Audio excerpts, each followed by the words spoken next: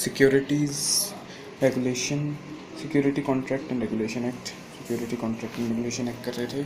इसके अंदर आता है आगे क्वेश्चन है कि withdrawal of recognition of stock exchange, यानी कि स्टॉक एक्सचेंज को रिकॉग्नाइज करने के लिए सेंट्रल गवर्नमेंट रिकॉग्नाइज करती है उसे। अब अगर सेंट्रल गवर्नमेंट चाहे तो रिकॉग्निशन जो दिया था स्टॉक एक्सचेंज को उसको विड्रॉ भी कर सकती है। सेक्शन 5 में लिखा हुआ है। तो उसका प्रोसीजर क्या होगा? सेक्शन 5 में लिखा हुआ है कि सेंट्रल गवर्नमेंट के पास पावर है, विड्रॉ कर सकती है, ठीक है, withdraw the recognition granted to the stock exchange. उसका प्रोसीजर है if considering the interest of the trader और पब्लिक इंटरेस्ट, यानी पहले वो कंसिडर करेगी, ठीक है, interest of trader, interest of trade और interest of public. Central government को लगता है, central government is the opinion that recognition granted to stock exchange, जो रिकॉग्निशन स्टॉक एक्सचेंज दे रखी है वो वापस लेनी चाहिए। यानी पहले वो इंक्वायरी करेगी और उसके बाद इंक्वायरी में चेक करेगी कि इट इज़ क्या कहते हैं जो इसके स्टॉक एक्सचेंज का काम चल रहा है वो it is not prejudicial to the trade और ऑफ पब्लिक इंटरेस्ट, ठीक है। और अगर उसको लगता है if central government is the opinion कि भाई इसका रिकॉग्निशन जो है विड्रॉ कर लेना चाहिए, तो क्या करेगी वो? सबसे पहले ऐसे ही विड्रॉ नहीं करेगी, सबसे पहले सर्व करेगी एक notice on the governing body. Governing body मतलब जो स्टॉक एक्सचेंज के बोर्ड ऑफ डायरेक्टर है उसको नोटिस देगी। नोटिस में क्या लिखा होगा? नोटिस में लिखा होगा रीज़न कि भाई क्यों विड्रॉल किया जा रहा है। Central government shell give an opportunity of being heard, opportunity of being heard भी देगी किसको? गवर्निंग बॉडी को, of the stock exchange. The central government is satisfied. If the central government is satisfied that the recognition should be withdrawn, it may be by notification in official gazette. Withdraw the recognition granted to the stock exchange. Date of the notification in respect of any contract. ठीक है, अच्छा, no withdrawal of recognition shall affect the validity of any contract entered into or made before the date of the notification in respect of any contract which is outstanding as to the date of notification. The central government may, after consultation with the stock exchange, make such provision as it deem fit. उसके बाद अगला आता है हमारा next question आता है power of central government या SEBI calling periodical return और डायरेक्टिंग इंक्वायरीज। तो क्वेश्चन है इसके अंदर, ये क्वेश्चन मई 2013 में भी आया और मई 2004 में भी आया कि security exchange board of India received serious complaints, SEBI के पास सीरियस कंप्लेंट्स आई है against the affair of A member के खिलाफ एक स्टॉक एक्सचेंज की। तो एक्सप्लेन करना है सेबी की power under security contract regulation act 1956 to make inquiries and to take action if necessary against the members. तो इसको समझते हैं। पावर ऑफ सेंट्रल गवर्नमेंट, ये हमारा सेबी है और ये हमारा रिकॉग्नाइज स्टॉक एक्सचेंज है। Power of central government is SEBI. तो क्या होगा? रिकॉग्नाइज स्टॉक एक्सचेंज को फर्निश करना पड़ेगा। क्या फर्निश करना पड़ेगा? पीरियोडिकल रिटर्न्स, एनुअल रिपोर्ट्स और इन्फॉर्मेशन और एक्सप्लेनेशन, ठीक है। ये इन्फॉर्मेशन में क्या है? सेबी मांग सकती है रिकॉग्नाइज स्टॉक एक्सचेंज से in writing information and explanation relating to stock exchange और मेंबर ऑफ स्टॉक एक्सचेंज, यानी कि ये तीन चीज़ें पीरियोडिकल रिटर्न, एनुअल रिपोर्ट्स और information explanation recognise stock exchange जो फर्निश करनी पड़ती है सेबी को। उसके अलावा रिकॉग्नाइज स्टॉक एक्सचेंज प्रिपेयर करेगी, क्या प्रिपेयर करेगी? उसके बुक्स ऑफ अकाउंट्स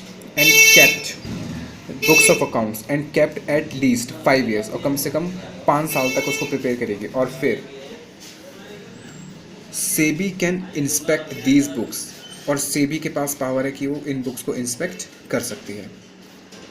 तो वेदर द सेबी क्या करेगी? सेबी जो है इंस्पेक्ट करेगी whether the activities of recognise stock exchange and their members, यानी दो चीज़ों के, रिकॉग्नाइज स्टॉक एक्सचेंज के भी और उनके मेंबर्स के भी, are in confirmation with provision of act, rules, bylaws. Power क्या है इसकी? पावर टू अपॉइंट, सेबी जो है अपॉइंट कर सकती है एक या एक से ज़्यादा, 1 or more persons to make an inquiry. Inquiry किस चीज़ की? 2 चीज़ों की, affair of governing body, inquiry 2 चीज़ों की, affair of governing body, affair of any member, यानी गवर्निंग बॉडी की भी, यानी बोर्ड ऑफ डायरेक्टर की भी हो सकती है या फिर मेंबर्स की भी हो सकती है स्टॉक एक्सचेंज की, इन प्रिस्क्राइब्ड मैनर, ठीक है। यानी कि एक उसके बाद क्या होगा? जिसको भी अपॉइंट करेगी वो एक रिपोर्ट बनाएगा इंक्वायरी की और सबमिट कर देगा सेबी के पास। सेबी क्या करेगी फिर? Action by SEBI as a result of inquiry, जो इंक्वायरी हुई थी, direct govern body to take disciplinary actions. Example, imposition of fines लगा सकती है, suspension of membership, any other penalty. SEBI has the power to reverse और withdraw, modify the action. तो इसमें लिखा है कि सबसे पहले फर्निश करेगी information, periodical return, annual report furnish करेगी, इंफॉर्मेशन एक्सप्लेनेशन फर्निश करेगी, कौन करेगी? Recurring stock exchange. SEBI has the power to call upon recognise stock exchange और any member thereof to furnish in writing such information or explanation relating to affair of stock exchange or of the member in relation to the stock exchange as SEBI may require. SEBI can call information or explanation provided it is satisfied that it is in the interest of trade और public interest to do so. Maintenance of books of accounts, हर recognise stock exchange को और उसके members को maintain करना पड़ेगा such books of accounts and other documents as central government में prescribe. For this purpose, the central government shall consult the stock exchange concerned and give the consideration to the interest of the trade and public interest. Preservation of the books. Such books of the accounts and other documents shall be preserved for such period not exceeding 5 साल, यानी कम से कम 5 साल के लिए तो आपको बनाना पड़ेगा। Inspection. Such books of accounts and other documents may be inspected by SEBI at all reasonable times. No notice of inspection, कोई नोटिस नहीं देना। अगर इंस्पेक्शन करेंगे तो कोई नोटिस नहीं देंगे, यानी इंक्वायरी का तो देंगे ये, लेकिन इंस्पेक्शन का नहीं देंगे। It's required to be given to stock exchange.